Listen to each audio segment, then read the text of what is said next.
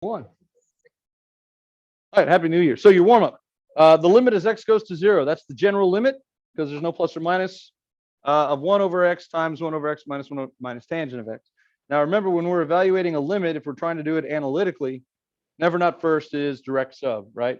So if we use direct substitution, plug in a 0 for x, you get 1 over 0 times 1 over 0 minus 1 over tangent of 0, right? Well, that's 1 over 0 times 1 over 0 minus, what's tangent of 0? Tangent of 0 is 0. So that's also one of the, wow. And you're like, okay, 1 over 0. Hey, well, isn't anything minus itself 0? Is it? Maybe. Not necessarily. Let's for a second say that it is. Off to the side, 1 over 0 minus 1 over 0. Let's just say that that's 0 times, what's another name for 1 over 0? 1 over 0 is the reciprocal of 0. What's the reciprocal of 0? Infinity. Yeah. So remember, non-zero over 0 is some type of infinity, plus or minus, we don't know. Non-zero over 0 has a vertical asymptote on the graph. That's what forces the y values to infinity. Is infinity times 0 infinity or 0 or indeterminate? That's an indeterminate form. So in this case, 1 over 0 minus 1 over 0 may not be 0. Okay, it may not be 0. The other way to think about it is this. You could also say that this is 1 over 0, which is infinity, plus or minus. And then on the inside, instead of subtracting them, you could say it's infinity minus infinity. It's one of them minus the same one of them. So it doesn't matter if they're plus or minus, right? They're both negative or both positive, and they'll subtract each other. What's infinity minus infinity? Is that 0? It's indeterminate because one infinity could be bigger than the other one, right? So infinity minus infinity. Let's review these indeterminate forms. Indeterminate forms.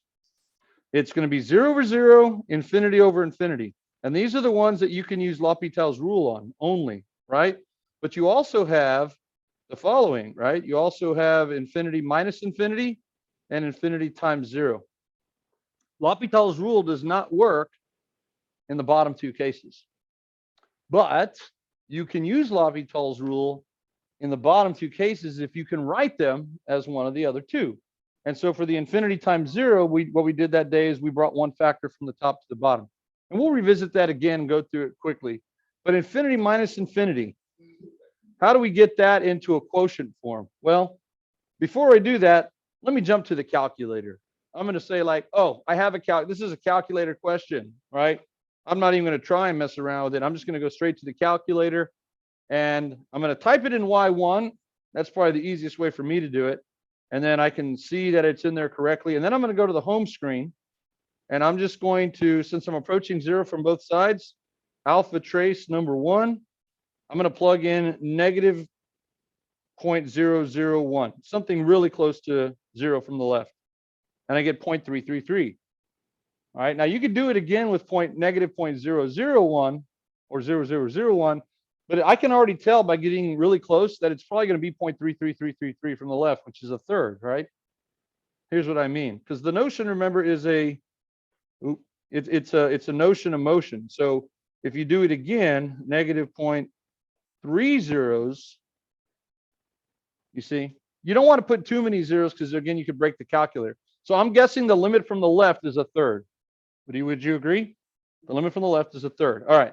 And I'll do the same thing for the right-hand side. Alpha trace number 1, and now 0.001. I get positive a third.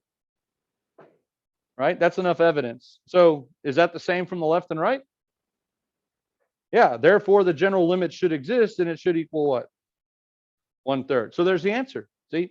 So if you have your calculator, remember that at the most basic level, you can always use your calculator and sneak up onto it both sides numerically. I think you could also do it from like the graph screen, hit trace, and type in negative 0.001, whatever. I like to do it from the home screen.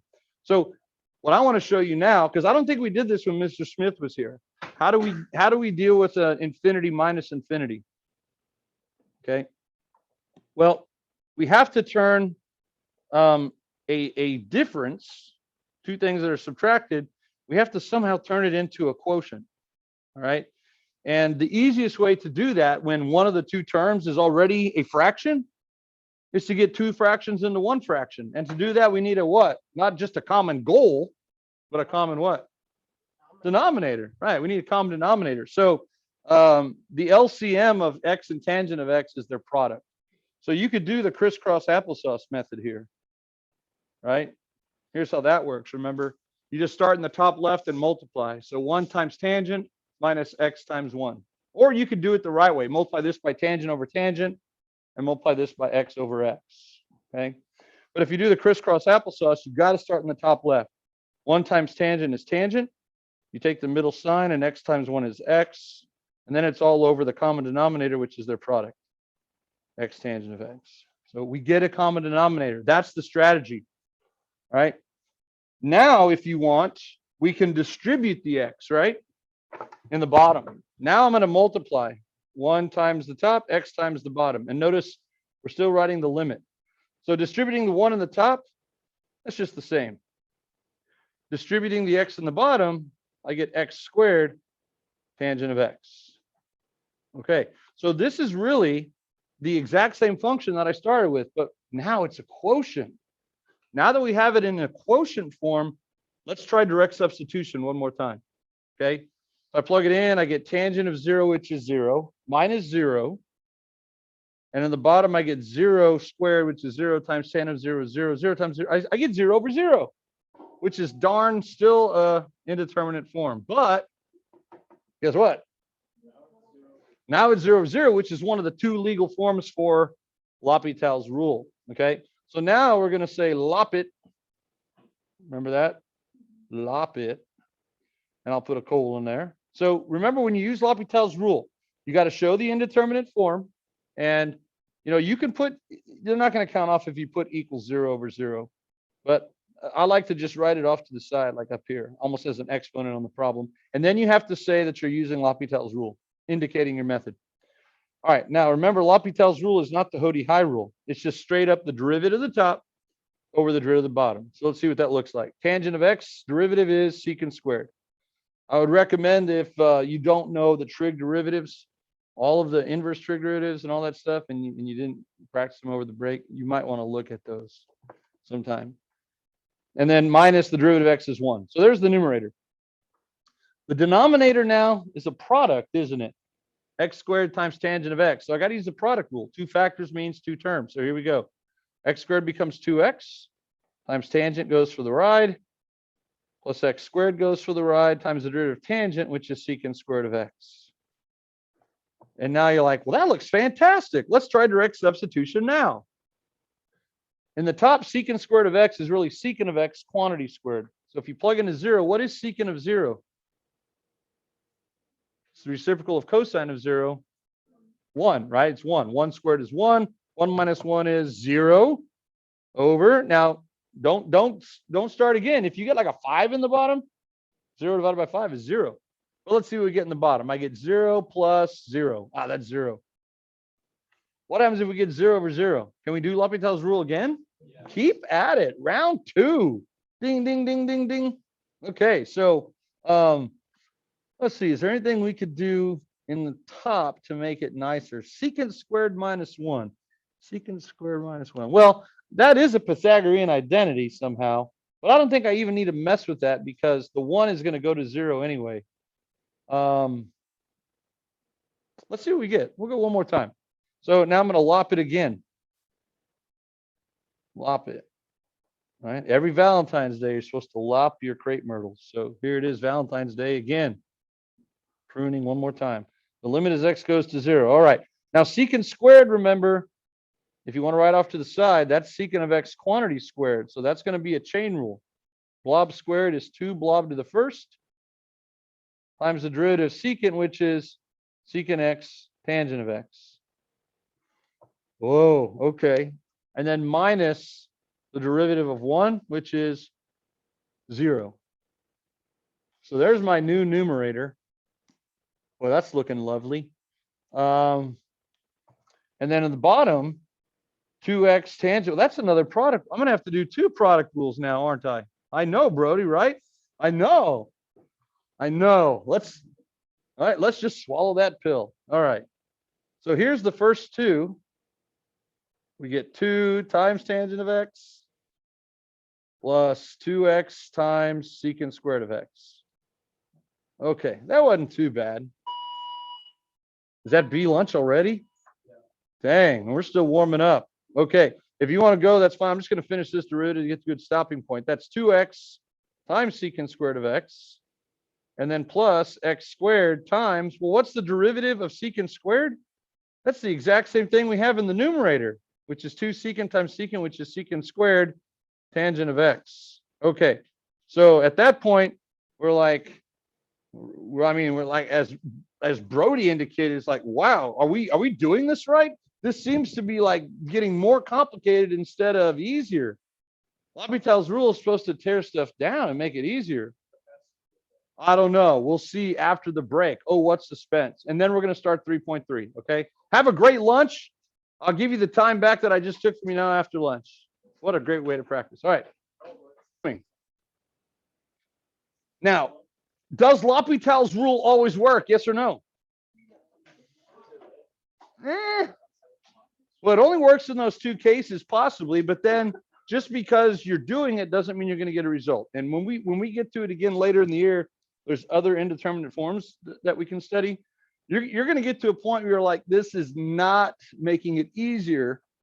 I wish I had like a meme button where I could just like flash it up there and have Brody's eyes like roll, because he recognized that we're making it more, not him falling off the table, which I did make into a GIF file, but him rolling his eyes means we're doing something wrong. This is not the best way to do this problem.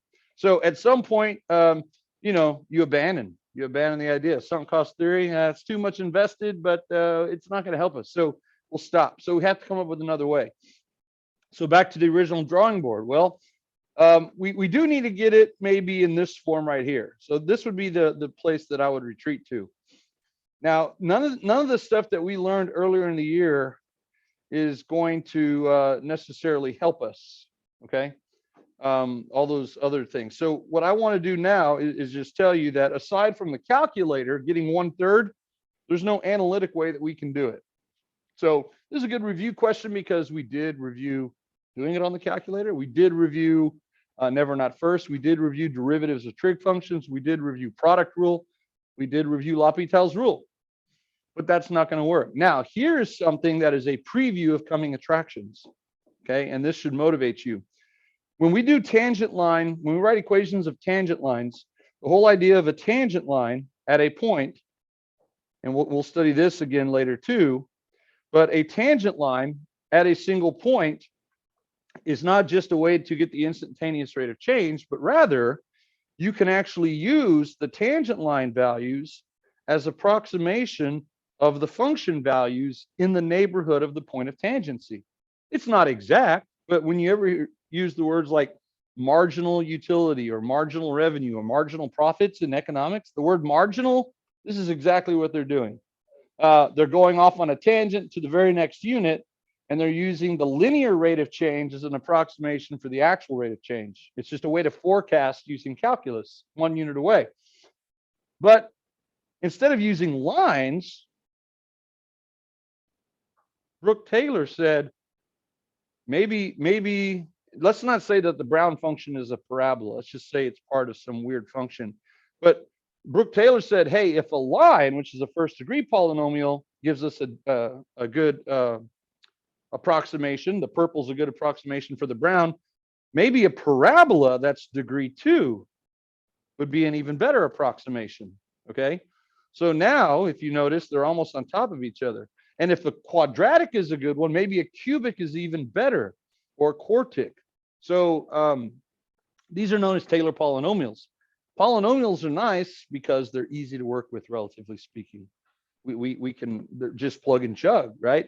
Whereas obscure functions like e to the x, transcendental functions, sine of x, whatever, they might be harder to deal with. So if I can come up with a polynomial that approximates another function in the neighborhood of the point of tangency, I can just substitute one for the other.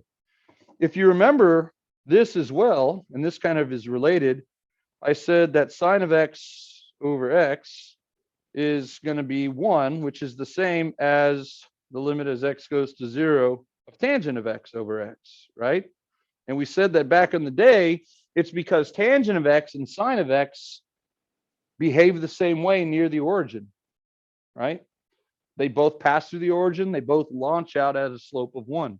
Well, we could say that sine of x is approximately tangent of x near x equals 0. Well, you know what else is also similar to those? X itself.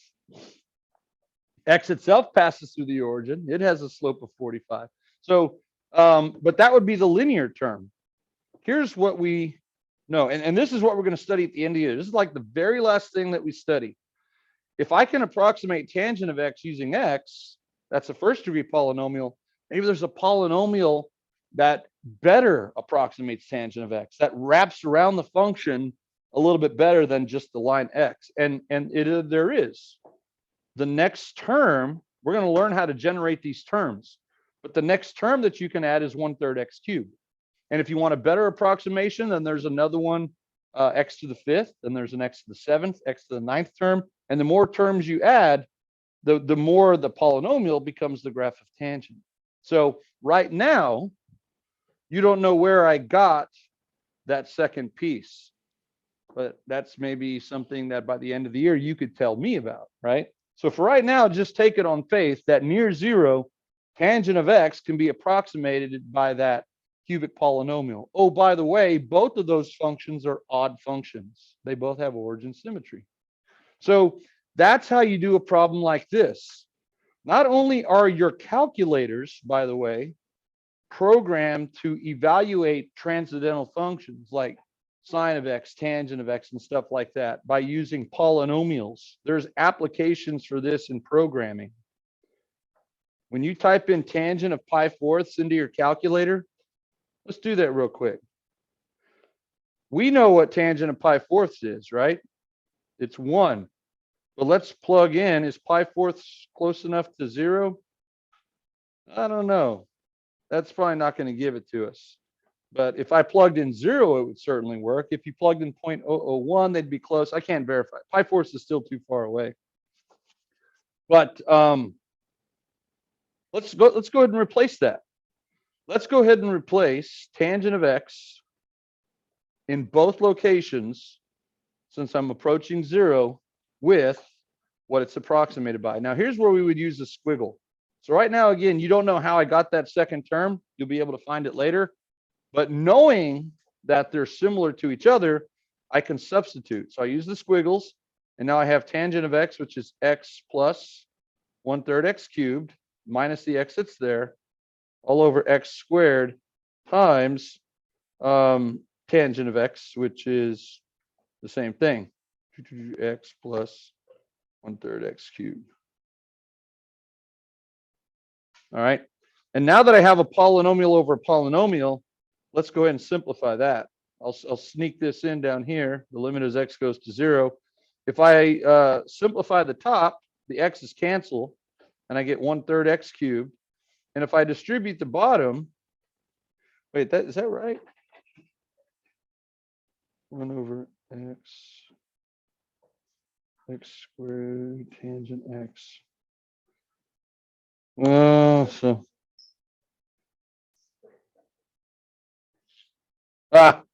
well, yeah, it's going to be a little bit. This is kind of like a little bit of sleight of hand. In the bottom, I'm not going to include the 1/3 x cubed term. It's kind of like a Newton thing, right? Remember what I said over here? And you're not going to see one like this in the AP exam, so don't fret. But this one is this one's pretty good. For the bottom, I'm going to let tangent of x be approximately x, and in the top, I'm going to let it be the other one. And it's okay. I know it seems like it's strange to do, but because remember, I am so close to the origin, it's inconsequential. And now if I do that, then it's leading coefficient over leading coefficient, and you get 1/3. So Taylor polynomials were originally discovered, if you will, because of this idea right here. Rather than dealing with tangent of x, it's a lot easier to deal with just powers of x. And because one of them is practically the same as the other, where I'm working, I can substitute one for the other. It's like a mathematical synonym, right? Speaking of synonyms, where this is a mathematical synonym, we can replace one with the other. But nowadays, computers can easily plug and chug rather than think, right? And when you say evaluate it at x equals whatever, the calculator can just plug in and chug it rather than have to think about what tangent of a number is. So there you go. So that one was an interesting one. We reviewed limits. You got a preview of coming attractions, and yeah, comments, questions on that. We also know what the indeterminate forms are now. When we study this again later on, we'll work a couple of more. We'll review these, of course. But did we talk about these other types of indeterminate forms, like 1 to the infinity power? We did. So there's some exponential forms. Did we work one where we have to take the log of both sides? I don't think. Oh, okay. Yeah. So we'll do all that again later. But right now, make sure that you know L'Hopital's rule. If it's one of these two forms, you can lop it. And you might have to do it more than once. You'll know you're making progress when, unlike what we did here, it's getting bigger and bigger and more complex. It's getting smaller and smaller. It works really well when you have like powers of x. Because of the power rule, every time you take the derivative of a power of x, the degree gets one smaller. So it makes it simpler. Okay. We're in here for 10 more minutes. 10 more minutes. Okay. Let's just go ahead and start 3.3. There's a bunch of ugly red stuff on here. So not only did I modify the notes, but I did modify the worksheet. I rewrote some of the problems. I added a type of problem, and I added some to the worksheet. So the question was, is there going to be a key for the new worksheet? Well, the keys, I'm not going to post them in Canvas anymore. You can go to Corpy's World and get them. But like, here's the original worksheet. And if you want to work the ones that I cross out, Mrs. Skurhak had the idea yesterday of not just getting rid of them, because they're excellent questions. But the ones that I'm getting rid of are either too in depth for the AP exam, or they're not on the AP exam. So she said I should make a list where they're like italicized, and I could put like enrichment problem, enrichment problem. That was her idea. Yeah. It was also her idea to give y'all C lunch. So give her credit for that.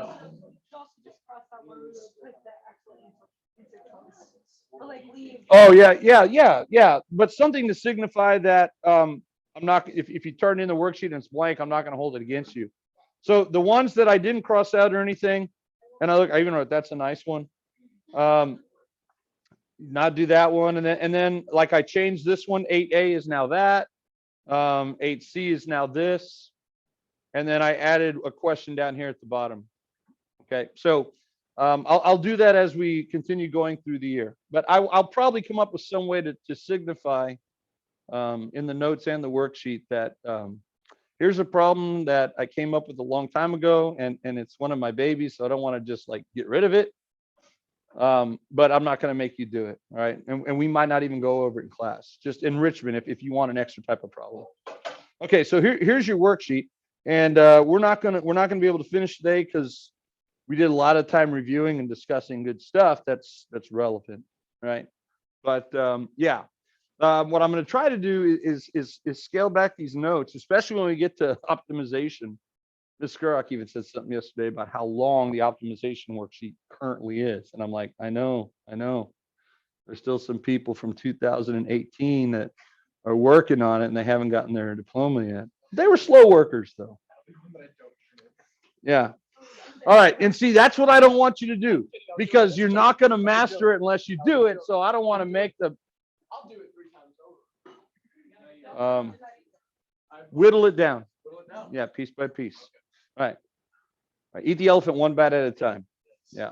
I gotta eat the elephant. Yeah.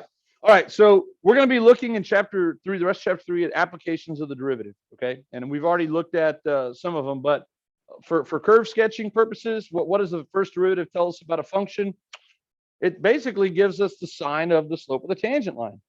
And so if we know on any given interval that the derivative is, let's say, positive, or on any given interval the derivative is negative, what does that mean? If the derivative is positive on any given interval, the function's increasing on an interval. If the derivative is negative on an entire interval, the function f is decreasing on the interval. And in the rare case that the derivative is 0 on an interval, not just at a point, we know it's constant, right? So basically, positive derivative means going up. Going up means positive derivative. See that double-headed arrow there? That means if and only if. It means one side implies the other. And this is on any given interval. We'll look at open intervals, closed intervals. If the derivative is negative, the function's decreasing and vice versa. And it's a horizontal line segment if it's constant on the interval. So let's go ahead and look at this right here. This is, I still don't want to skip over these because we're gonna be looking at equations. But if you're looking at a graph, you're going to be asked to determine the intervals where a function's increasing, decreasing, or constant. Okay. Now, I will always ask you for the open intervals. College Board kind of has moved to open intervals, but they still sometimes use closed intervals. It doesn't really matter.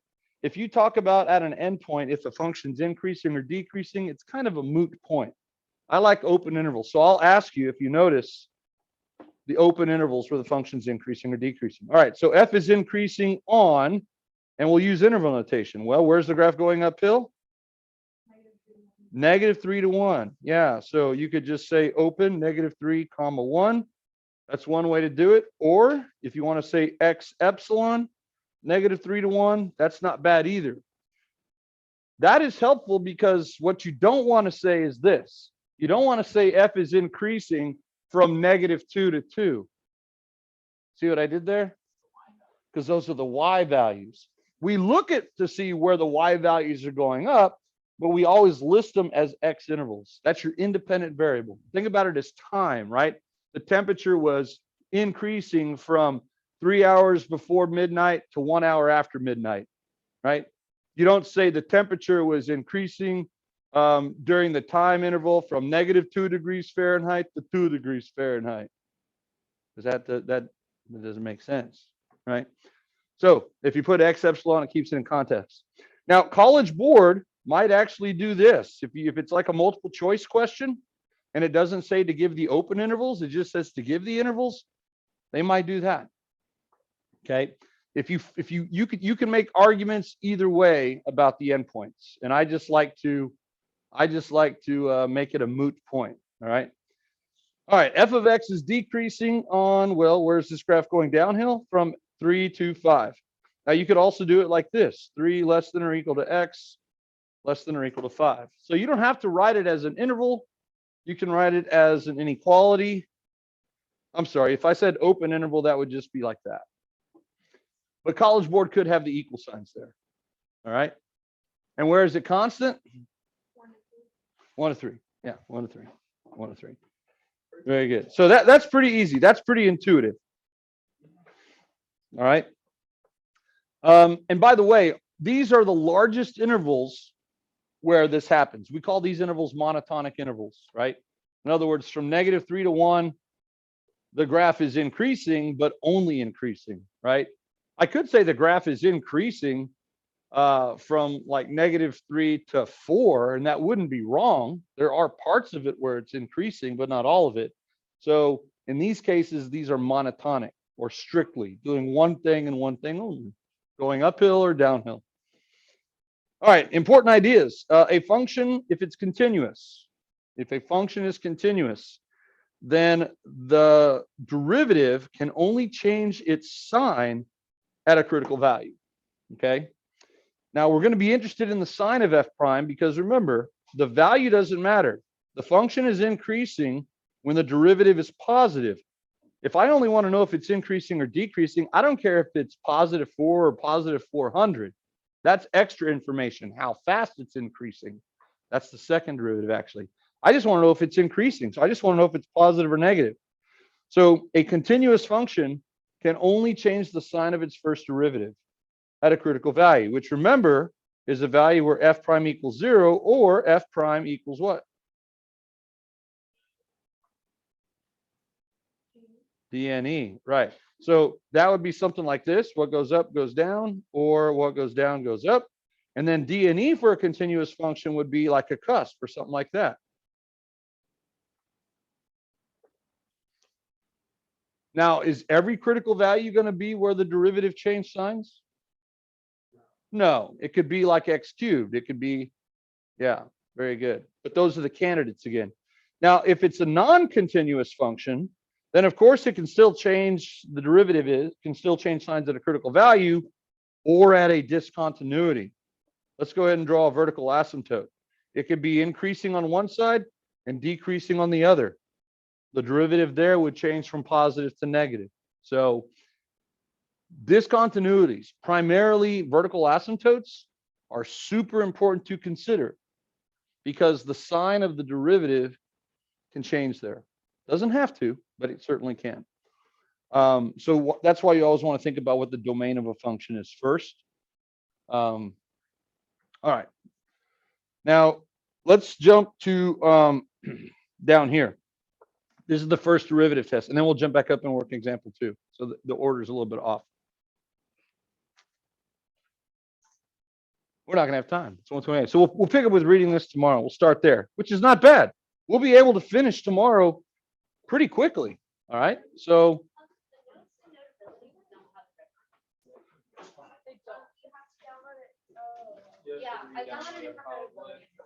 oh, if you, the new one should. Are you getting it from the second semester? That's what I did too. Like over lunch, I said, "Are the notes modified?" And you said, "Yeah, but it was the same." Yeah. Oh, it is. But the worksheet is? Okay. Well, let me make a note. I will fix it. Yeah. Thank you. Okay. I'll fix it during my conference today. Thank you. Thank you. And great job today, everybody. See, we still had fun, I hope. We still had fun. And we got stuff done.